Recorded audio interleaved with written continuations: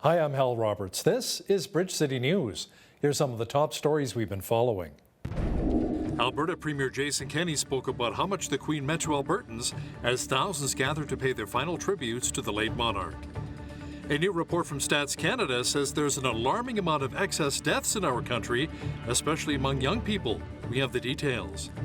And the U.S. government made a prisoner swap with the Taliban in Afghanistan. We will explain who was exchanged for whom. Your nation, your province, your southern Alberta. From the heart of Lethbridge, it's Bridge City News with Hal Roberts. Thanks so much for joining us. Canadians gathered in multiple cities on Monday to pay their final respects and tributes to Queen Elizabeth. Many local services took place following her state funeral in London. Alberta Premier Jason Kenney says the Queen was loved by so many. More than 1 million mourners gathered in a solemn pilgrimage of gratitude and remembrance for a woman who was the bedrock of our common lives together. And countless others around the world have found their own ways to mourn not just her demise, but the end of the Elizabethan era.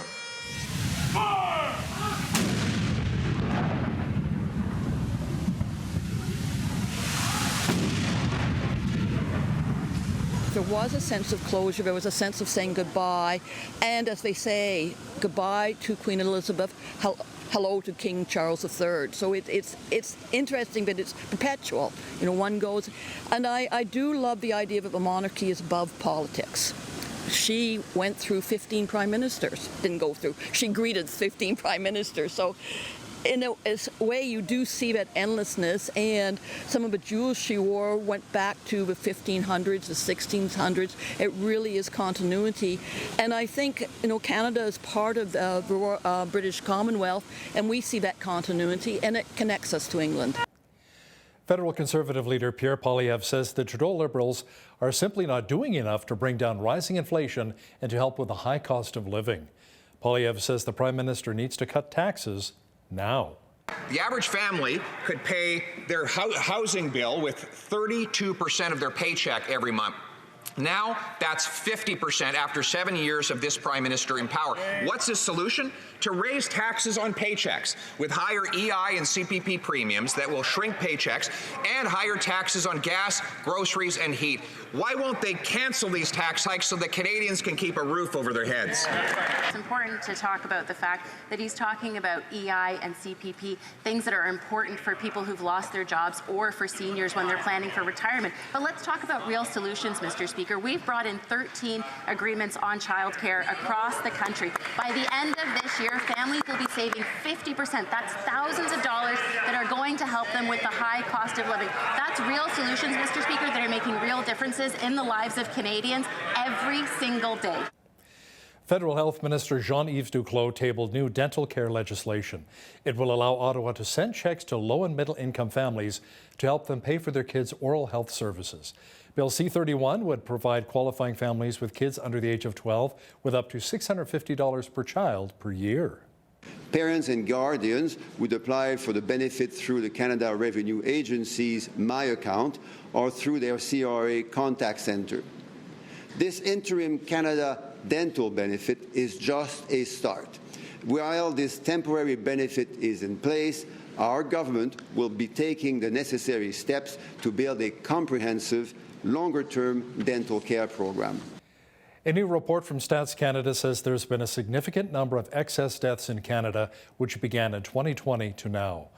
Excess deaths are unexpected, unanticipated deaths calculated by statisticians who develop reasonable estimates of how many Canadians die under normal circumstances.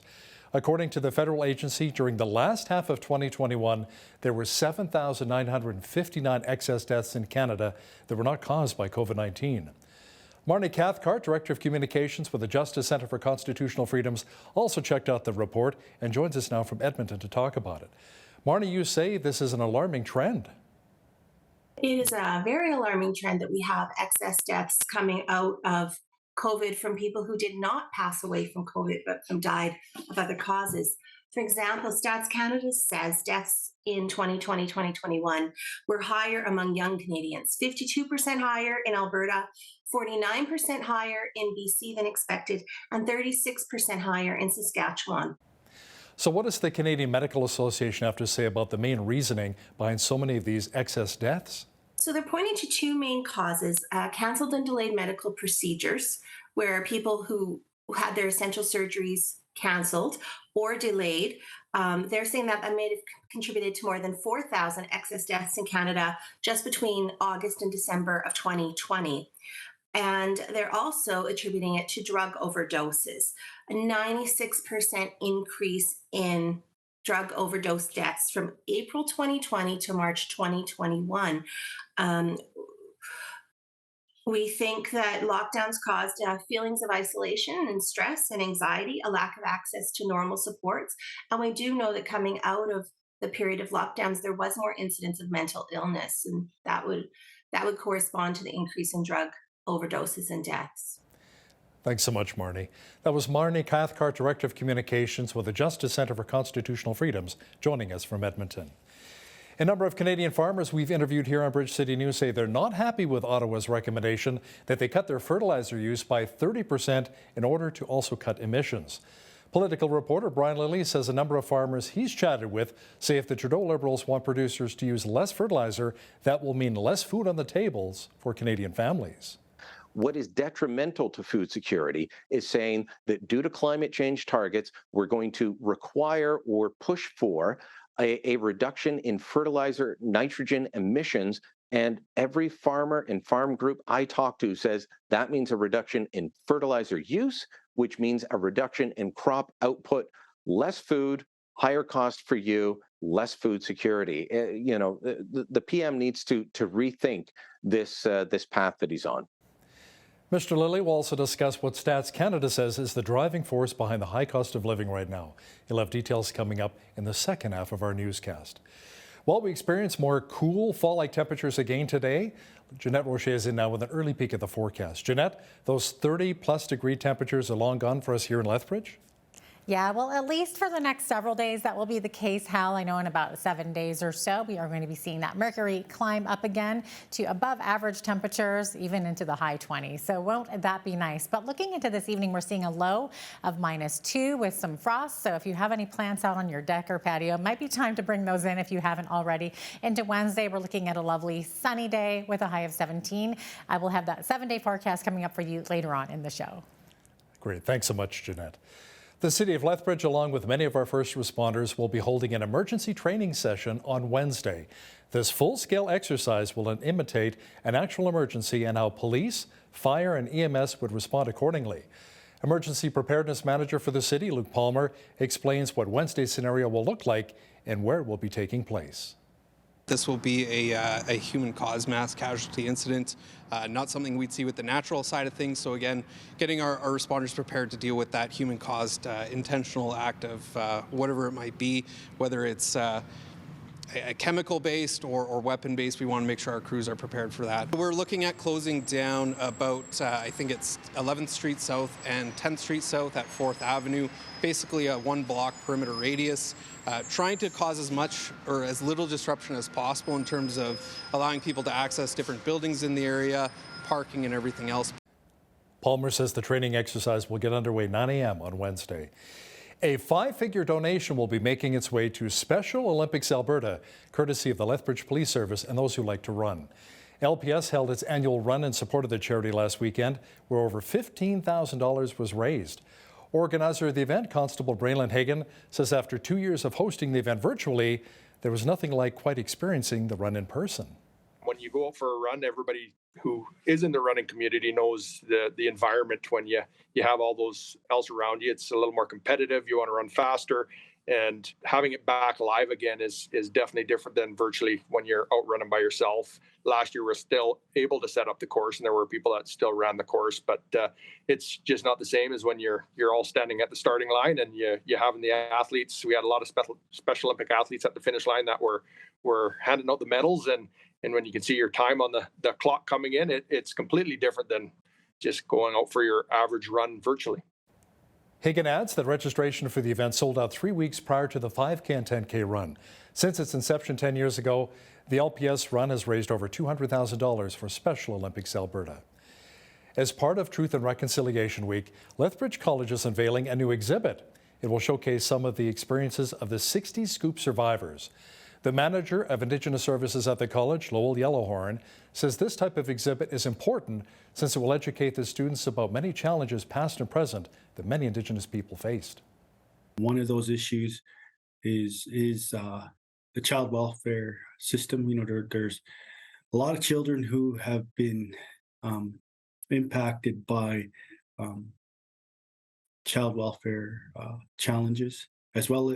You know, it's not just inclusive of just residential schools. You know, we have to factor in a lot of education into all of the systematic challenges that Indigenous people have faced over the years. Truth and Reconciliation Week at the college begins on Tuesday, September the 27th. Southern Alberta Institute of Technology is apparently not recognizing the National Day of Truth and Reconciliation on September 30th as a statutory holiday. That's according to the Alberta Union of Provincial Employees. The AUPE says even though classes will be cancelled on September 30th, employees at the Calgary University are being instructed to come into work. Vice President of the AUPE, Bobby Jo Borade, says it doesn't make any sense. Oh, it doesn't. We've yet to receive rationale as to why SAIT has once again made a last-minute decision on this matter. And unfortunately, this year, they have decided that it will not be honored as a statutory holiday. The AUPE represents around 400 support staff at SAIT. Now, in an email to Bridge City News, Jill Purdy from the communications team at SAIT said even though they will be open on September the 30th, they have canceled classes and labs for a day of reflection and learning. As for our post-secondaries here in Lethbridge, both Lethbridge College and the University of Lethbridge will be closed for the National Day of Truth and Reconciliation on September the 30th.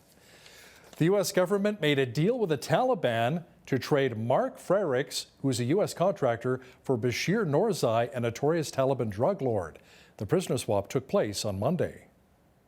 The Biden administration has announced a prisoner swap involving the release of Mark Ferris, who is a civilian contractor detained by the Taliban in Afghanistan for the last 2 years. He's been released in exchange for a convicted Taliban drug lord named Bashir Noorzai, who has been in jail in the United States for 17 years. Let me just take a moment to again welcome the safe return of Mark Ferris, an American Navy, a veteran who spent more than 2.5 years in captivity in Afghanistan. Mark Ferris was abducted in January of 2020 in Kabul. He was a civilian contractor. He'd actually been living in Afghanistan for more than a decade doing civil engineering projects. The background and circumstances of his abduction and kidnapping have never been quite clear, but we understand that he was in Kabul and then driven away to another part of the country and held there by the Taliban. There had been negotiations for more than 2 years across successive presidential administrations to get Mark Ferris home. The Taliban had made clear for a long time that the only way to do that was to release Bashir Noorzai. Izium is a city in far eastern Ukraine. It was also among the first cities taken by Russian forces after the war began on February the 24th. The region also became a command center for the occupying forces. Нема ні отоплення, ні газу, нема нічого. І оце ми палички збираємо, щоб біля костра підігріти собі чай та зварити якусь кашку. Подивіться на мої ручечки, мені 75 років. Раді, що пошта наладила роботу, значить, життя налажується. Будемо жити. Будемо надіятися на, звісно, на все краще. Meanwhile, protests and barricades blocked the main roads of Port-au-Prince for a 5th straight day, bringing the capital of Haiti to a standstill. Thousands are protesting high crime and inflation on the island nation. The Haitian Prime Minister is calling for calm.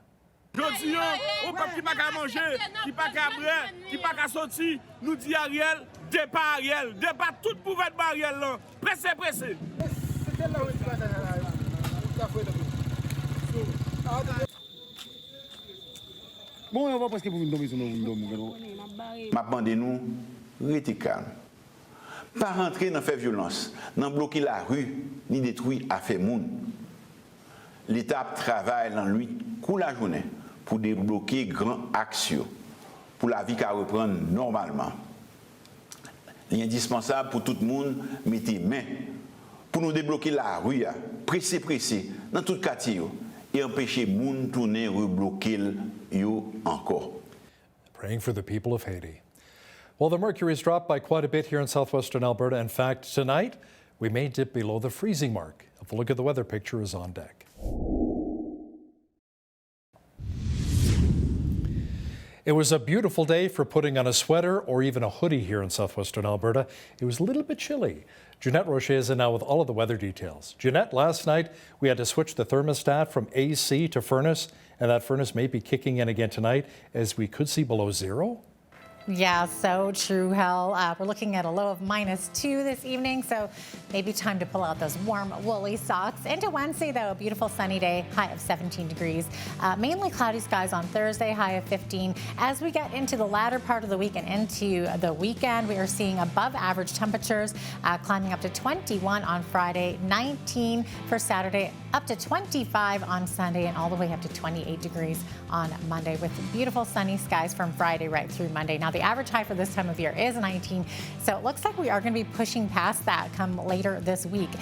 4 degrees is the average low, 31, that was our high temperature on this day back in 1938, and in 1995 we were sitting at a low of -5, and that was the record on this day. 7:14, that's when the sun rose this morning, and this evening we're looking at a sunset at 7:35 p.m., giving us 12 hours and 21 minutes of daylight. Okay, so on the west coast, looking at the highs for tomorrow, 22 the high in Victoria, going to feel much chillier by the water, more like 17. Sunshine there, sunny skies in Vancouver, 21, feeling more like 26 inland, 21 in Edmonton tomorrow, and a high of 18 in Calgary. Beautiful sunny skies in the rest of the prairies as well. Edmonton and Calgary both experiencing some wind gusts up to 20 to 40 kilometers per hour. Now, a high of 16 tomorrow in both Saskatoon and Regina. Lovely sunshine.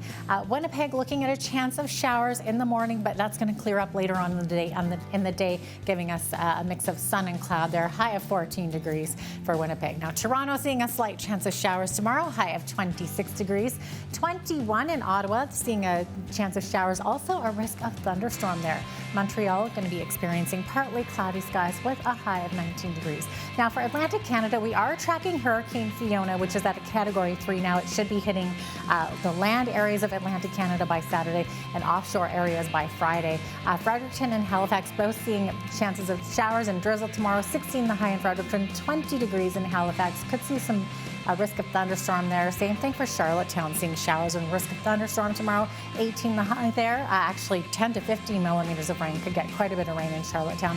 15 the high tomorrow in St. John's, Newfoundland, with sunshine, but a frost advisory is in effect, so it could wreak havoc on the crops there. There you have it. That is your forecast. Inflation may have cooled somewhat in August, but that hasn't translated to a break on your grocery bill. In its latest monthly Consumer Price Index report, Stats Canada says prices rose at the fastest rate since 1981. Prices are up 10.8% compared with a year ago. Inflation dropped to 7% last month, mainly due to a drop in fuel prices. Stats Canada says the 0.3% decline in the CPI from July to August is the largest monthly decline since the early months of the pandemic. Economists are saying that's about as good of an inflation report as we can hope for right now. Job vacancies in some sectors of the Canadian economy hit record highs. Stats Canada says employers were trying to fill close to 1 million job openings in the second quarter. That's the highest quarterly number on record. The job vacancy rate is at 5.7%, which is also a record high. The sectors with the biggest number of vacancies include the healthcare and social assistance sectors, also accommodation, food services, technology, and scientific sectors. A new report by the National Payroll Institute says more Canadians are feeling the pressure of higher expenses as interest rates continue to climb. The survey found that those living paycheck to paycheck rose by 26% compared to a year ago. There's also an all-time high 11% of Canadians who are spending more than their paycheck, which is the highest level in 14 years. The study found that Canadians are saving less than they were a year ago. It says workers saving between 1 to 5% of their pay increased to 34%, while 9% of Canadians don't save anything at all. Hemp is a product that's becoming more and more popular. It's being used in everything from car parts to clothing. Darren Bondar is the president and CEO of Hemp Alta. He says hemp is literally being used in thousands of products right now. Hemp can be used in actually over about 25,000 different products. So everything from construction to pet to gardening. There's really just endless uses. So for us, it's just been kind of focusing on where we want to be as a company and how we can educate the public about all the benefits of hemp and where it can be used from our perspective, more consumer packaged goods than necessarily on big industrial applications. Make sure you catch the entire interview with Darren Bondar from Hemp Alta and BCN's Jeanette Rocher coming up after business news. Now, here's a look at today's markets.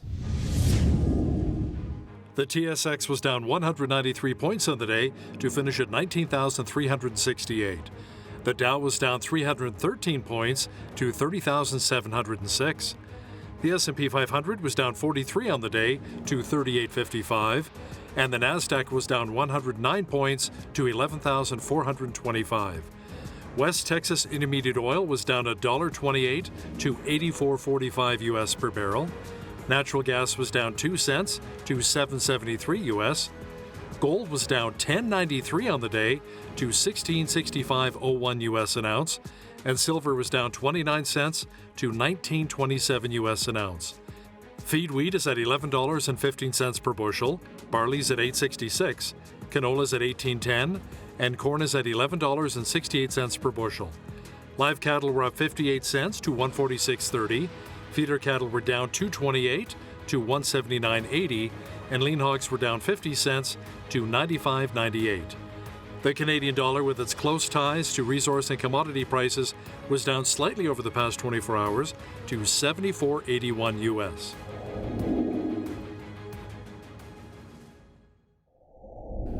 Recapping one of our top stories, a new report from Stats Canada says there's been a significant number of excess deaths in Canada, which began in 2020 to now. Excess deaths are unexpected or unanticipated deaths. According to the federal agency, during the last half of 2021, there were 7,959 excess deaths in Canada that were not caused by COVID-19. A couple of new polls show that the federal Conservatives, led by Pierre Poilievre, have a significant lead over the Trudeau Liberals. Political reporter Brian Lilly will have details shortly. And listen, if you see news happening in your community, be sure to send us an email at info@bridgecitynews.ca. We'd love to hear from you. Here's today's Bridge City News Community Calendar. Find unique gifts and support budding entrepreneurs at the second annual Kids Entrepreneur Fall Market, taking place Saturday, September 24th from 10 a.m. to 3 p.m. at the Lethbridge Fish and Game Hut. Presented by JC Baking and Crafts, the Fall Market will feature all handmade items created by talented local children, such as bath bombs, jewelry, animal portraits, and so much more. For more information, visit the Kids Entrepreneur Fall Market Facebook page. Celebrate Recovery is a Christ-centered recovery program for any hurt, hang-up, and habit. This group meets Friday nights at Park Meadows Baptist Church. The evening begins at 7 p.m. with a large group session, followed by small groups at 8 with coffee and dessert at 9. For more information, visit celebraterecovery.ca or call the church office at 403-327-4422. And that's today's Bridge City News Community Calendar.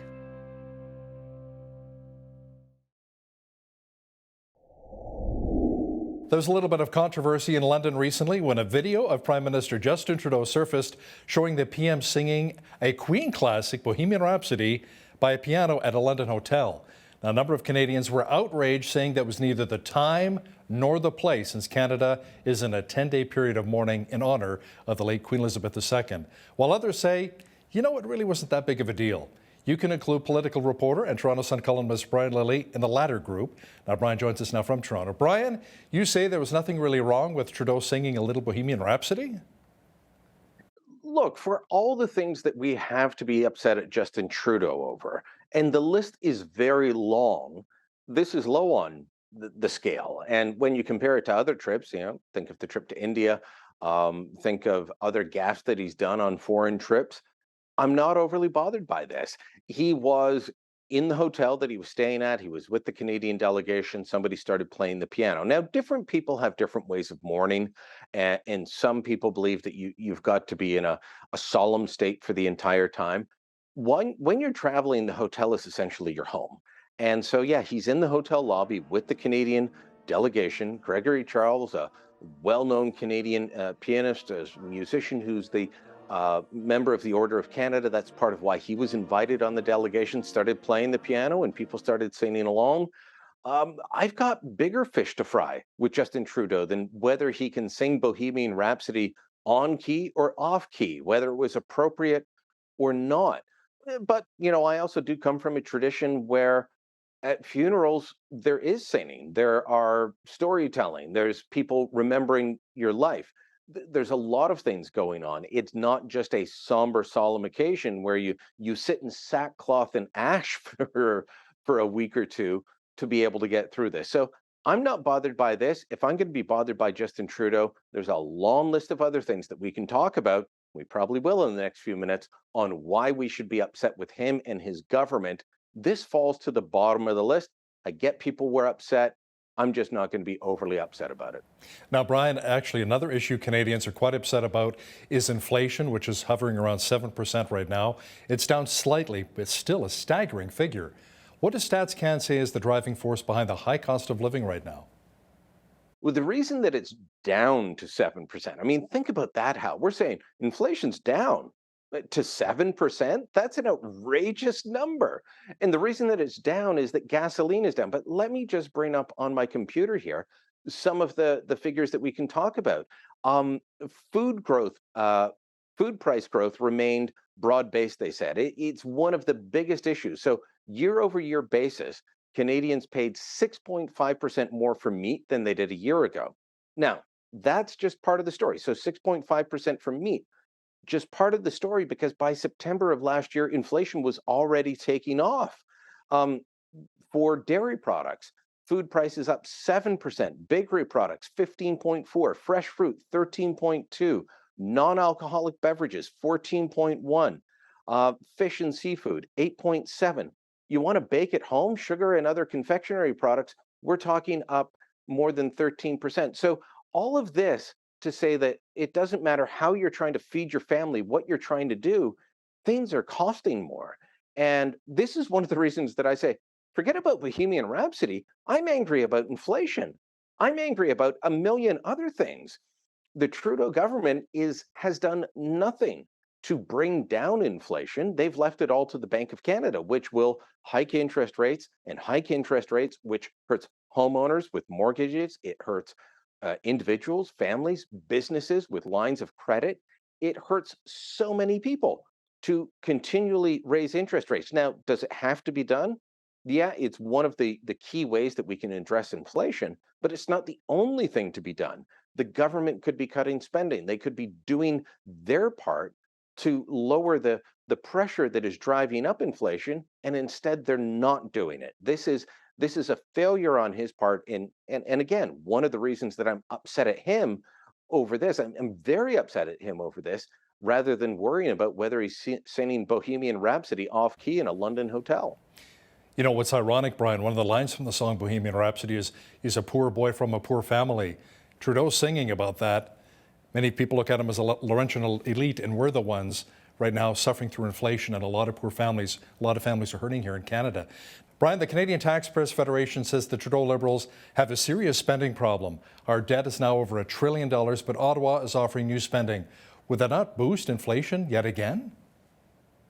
Well, the way that they're promising to tackle inflation would boost inflation. Now, let me be clear. If you're at the lowest end of the economic ladder, you're probably not going to care all that much, because the Trudeau government is saying, we'll give you a $500 payment to help with rent if you're low income and you pay more than 30% of rent. Well, okay, well, only a portion of people in that situation are going to do that, because many of them won't have filled out their tax forms for the last year. You've got a doubling of the GST tax credit for 6 months. These are very short-term measures that will boost inflationary pressure, because you're putting money into the pockets of people who are going to spend it the fastest. That's one way to boost inflation. The government always says when the economy is shrinking, put money in the hands of people who will spend it the fastest, meaning people at the lowest end of the economic spectrum. Oh, okay, so if that's how you boost the economy when things are slowing down, why are you doing that when things are so hot that we've got to take measures to cool down the economy? It's because it's the only thing you know how to do, or politically it works for you. So again, if you're having trouble paying for rent, paying for groceries, you're going to look at these things and say, okay, well, they're doing something for me. It's not going to help most average families, most middle class families, but it will keep boosting the inflationary pressure. And then in 6 months, Hal, these things are just going to disappear. They're going to be done away with. And the inflationary pressure will still be there. In fact, it might be worse due to the government action. They've been warned by all kinds of economists, all kinds of top banks, the experts that they say that they want to rely on for solid public policy, that this is the wrong move. They're still going ahead with it. Why? It's political. It's not about doing what will work, it's doing what they think will give them the most political bang for the buck. U.S. President Joe Biden was seen on 60 Minutes recently saying the pandemic is over. Now, it appears as though our federal government may be in agreement, Brian. There's word that the ArriveCan app may soon become optional and that COVID-19 travel restrictions could soon be gone. Oh, I don't expect to ever hear the Trudeau government say the pandemic is over. Not in any near or medium term future do I expect to hear that. But what we are hearing is that they will make ArriveCan optional, that they will end the vaccination requirement for people entering the country. Now, remember, there used to be a requirement to travel inside Canada by plane, train, or boat. As long as it went between provinces, that you had to be vaccinated. They did away with that in June. There has not been a wide outbreak of COVID-19 because of that. And so they're looking at dropping the vaccination requirement for incoming international travelers. They're also looking at dropping the mandatory random testing, the offsite testing. So you fly into the country, you could be picked at random, Hal, when you land at Calgary International Airport, and they say, Hal, you got to do a day 2 and a day 8 COVID test to see if you're bringing it into the country. They're going to do away with that, I'm told, by September 30th. That's when the Order in Council, which is the legal framework that requires these measures to be in place, that's when that will lapse, and they're not going to renew it. At this point, given all the reporting on this by myself, by others, I'd be shocked if this didn't happen. Masking on flights is something that is still up for debate. And what I'm told is that Health Minister Jean-Yves Duclos has been adamant that masking remain in place. It's an argument around the cabinet table. We'll see where the government lands when this finally comes through. He'd like it to stay in until after Thanksgiving, see if there's a bump in COVID transmission due to Thanksgiving travel. As much as a lot of Canadians travel at Thanksgiving, it's not like the US where it's the busiest travel day of the year. It is a much smaller, significant, but much smaller travel increase. A couple of new polls came out which shows the federal Conservatives have a significant lead over the Trudeau Liberals. Brian, let me ask you, is this the Pierre Poilievre effect? I mean, it very well could be.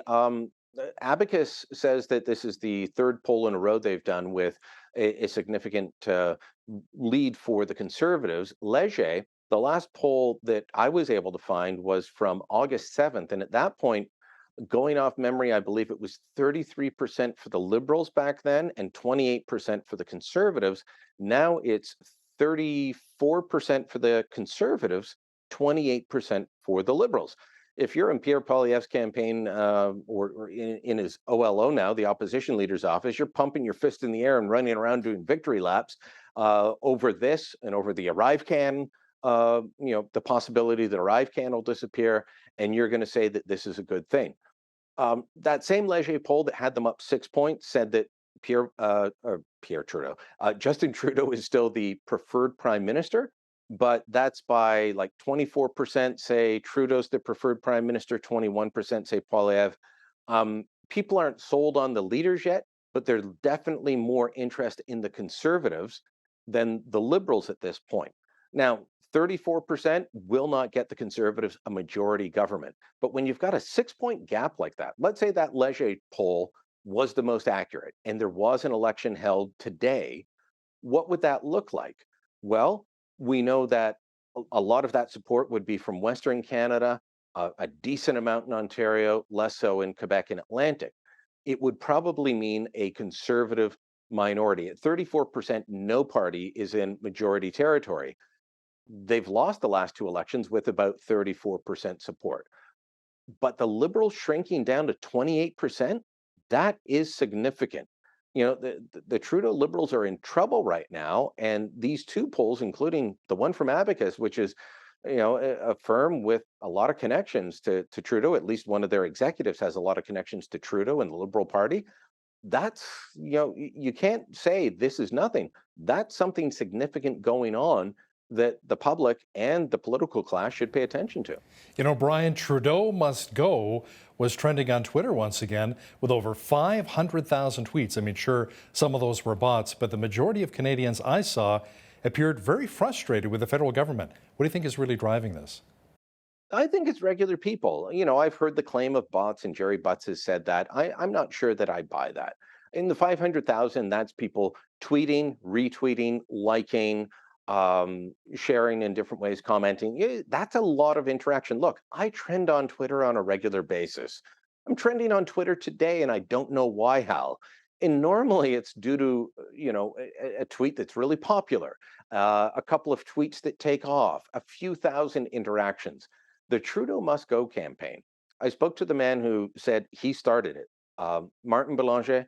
He lives, you know, just outside of Calgary. He's a Calgary-based engineer in the oil and gas sector. He said he was just frustrated. He was, you know, in a debate with somebody online about Trudeau's comments that people who won't get vaccinated are, you know, anti-science, that they're often misogynist and racist. And he was translating this because he's bilingual. He's Franco-Albertan. He's translating this out of a French interview Trudeau did in the last election into English. It got him upset. And so he said he's the first one, and I haven't found any evidence to dispute this. He was the first one to post his photo, give his bio, and say that Trudeau thinks he's an extremist that must be dealt with, or words to that effect. Thousands of people have done the same thing. Not all of them are people who are unvaccinated. Many who are vaccinated said, you know what? You know, Trudeau thinks I'm an extremist that needs to be dealt with because I disagree with them. This has taken on a life of its own. At first, the Liberals dismissed it. They laughed at it. Then they tried to claim it was bots. I think there's a lot of real life Canadians. Now, look, Twitter has a minority of the Canadian population on it. It skews towards rabid partisanship. But I think, you know, you combine that, you combine the polls, Trudeau's approval rating, all of these things point to a groundswell of discontent with the public. You look at the outrage over him singing. That wouldn't have happened 5, 6, 7 years ago, but it's happening now. You know, so things have changed, and I'm not sure that the Liberals fully get that. Brian, we only have about a minute left here, but I want to talk about our Prime Minister at the UN General Assembly meeting. One of the issues Trudeau is expected to discuss at the UN is food security. Canadian grain production is up by quite a bit this year, which is vital given the war in Ukraine. Are the Trudeau Liberals still moving ahead with plans to reduce fertilizer emissions and therefore fertilizer use, such as nitrogen? Yeah, no, they still are. And so it's a bit rich for the Prime Minister to go to the UN General Assembly and talk about food security. You know, wheat production is up about 55%. That's the expectation this year. It's been a great year. Last year was not a great year for Western producers. This year is. Canola production is up about 38%. This is important when we've got so many other areas that are producing not having good years. For Canada to be there, that's vital for food security. What is detrimental to food security is saying that due to climate change targets, we're going to require or push for a reduction in fertilizer nitrogen emissions. And every farmer and farm group I talk to says that means a reduction in fertilizer use, which means a reduction in crop output, less food, higher cost for you, less food security. You know, the PM needs to rethink this path that he's on. Political reporter and Toronto Sun columnist Brian Lilley, thanks so much for your time today. Thank you, Hal.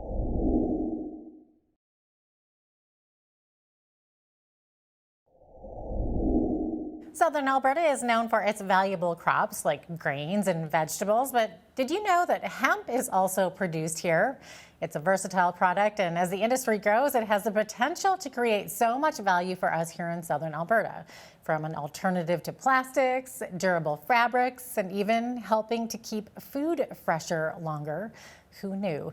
Joining me to talk about this amazing plant is Darren Bonder of Hemp Alta. Darren, welcome to the show. So great to have you on. Thanks for having me. Very excited to be here and appreciate it. Okay, so now Darren, first off, just to clear some things up for people who maybe aren't very familiar with hemp, or for those who hear the word and automatically think cannabis. So can you explain how the hemp plant and the plant that marijuana comes from are different? Sure, absolutely. Well, I know both because before I was in the hemp business, I was in the recreational cannabis business, and ultimately, it comes from the same plant, the cannabis sativa plant. The essential difference is that hemp has below 0.3% THC, so it doesn't have any psychoactive effects. And that's why we were able to use it for industrial purposes. So cool. Okay, so let's get right into this. How did your company get started? After we had Spirit Leaf, which was a chain of recreational cannabis stores, which across Canada, which we sold last year to Sundial growers. I really kind of had some foresight into the plant and the product itself, the hemp plant itself, that not only can it be used for intoxicating effects, which everybody's familiar with, but there's a huge opportunity in industrial hemp. And so I was doing a lot of research into seeing, which avenue we could take, and found this really cool processing plant right in Calgary, and kind of fit all the boxes for what we want to do for a company. It's sustainable, really helping with the ESG mandates that are out there, and just kind of fit right into my background. Awesome. So maybe give us an idea of how many industries could possibly benefit from the hemp grown in Southern Alberta. Yeah, I mean, hemp can be used in actually over about 25,000 different products. So everything from construction to pet to gardening. There's really just endless uses. So for us, it's just been kind of focusing on where we want to be as a company, and how we can educate the public about all the benefits of hemp and where it can be used, from our perspective, more consumer packaged goods than necessarily on big industrial applications. Okay, so what kind of products can be made out of hemp? What do you guys make? Well, our marquee product is called the Hemp Fresco, and it's really innovative in the sense that we sell it in kind of three hemp-filled pads, and you put these in your fridge, in your vegetable drawer, your fruit crisper, and also in your fruit bowl. And all households can relate at the cost of food being expensive, and sometimes buy in bulk, and then you just start throwing out a ton of produce. The average family home, I think, throws out about $1,800 a year in wasted food. And what our hemp-based food preservation pads do is they actually extend the food, your fruit and vegetable life longer, and keeps your food fresher, sometimes up to 30 days. It just absorbs all the gas and all the moisture that builds up in these crisper drawers, and through the natural strength and properties of hemp, we're able to save customers money. That is absolutely amazing. Now, could there be commercial applications for restaurants with this product as well as for sure. households? Even for grocery stores, for restaurants that also have a big food waste problem. This definitely helps them preserve their food for a longer period of time. We call those the super frescos. Okay, awesome. Now, which part of the plant would this be? Is this from the stem? Or it's a great question. It is from the stem. So the way that the challenge and the opportunity that we saw is hemp is traditionally grown for the hemp hearts, the proteins that you might have in a smoothie, and people are familiar with hemp heart being used as a good source of protein. But after that, the farmers are really stuck with all the big bales. So if you're driving through Southern Alberta, you'll see thousands and thousands of these hemp bales sitting on farmers' fields, and nobody really knows what to do with them. So the technology that we have, which we purchased from a company, another Alberta company called Canadian Greenfield Technology, actually is able to separate the hemp stalk and the fiber into usable products. So we get 5 different outputs, and what we use to answer your question is the hemp hurd, the core and inner stalk of the fiber, essentially, of the fiber product, to make a lot of our products. Isn't that amazing? Okay, so you work with and you study this product every day. So what do you see as the future possibilities for products made out of hemp? It almost sounds like the sky's the limit. Yeah, the possibilities are really endless, and as we hear every day, we need to make big changes to sustain the climate and really the planet. So we're doing everything from hemp bedding to cat litter to the food preservation paths to soil amendments. So we're really focused on the consumer good aspects, at least Hemp Alta is. But yeah, there's lots of different industrial applications. We can do hemp wood, hemp insulation, just a lot of products that can be made out of the natural properties and strengths of hemp that aren't chemical based. And like hemp insulation is a really great example and something we can make. Instead of putting pink insulation into your homes, which are, petrol based, and then you breathe it for the next, 40 to 50 years, you can use hemp, which is all natural and it still has the same properties, keeps your house warm or cool, and all natural, straight from a plant.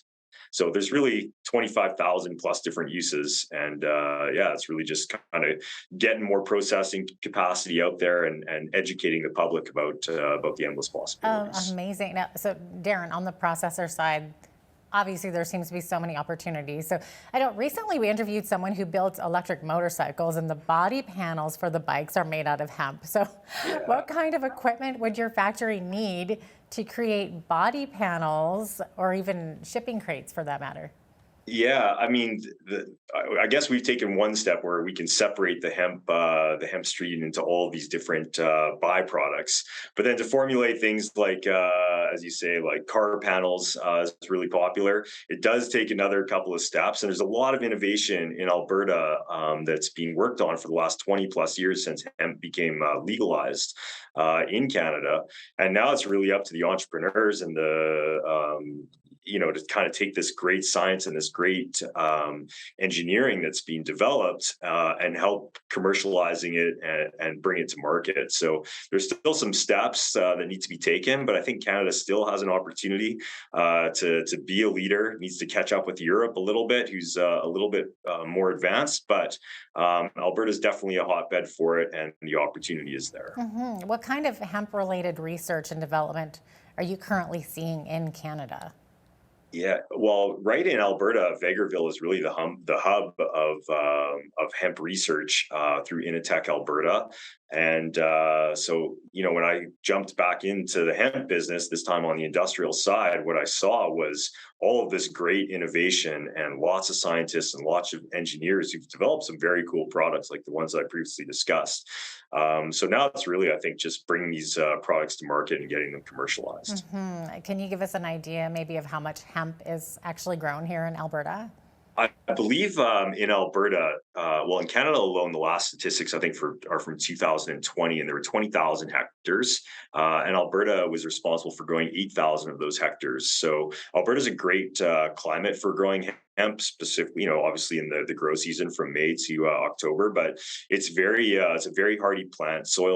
Farmers like it because it helps regenerate their soil, so it's very good for farmers to grow. They've got a captive market for hemp hearts, which is the seed. And now that there's some processors like us, Hemp Alta, we're one of the only, we're able to kind of what we call full plant utilization. So we're able to provide those farmers with an additional source of revenue. These big bales will no longer be sitting on their field looking to be, just compost or burned.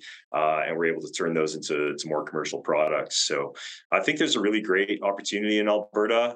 We hope to kind of fill that gap. We've started in a small way. And, as consumers adopt our products, I'm sure we'll be able to scale to a pretty significant size. Mm-hmm. So what would it take for more farmers in southern Alberta to start growing it?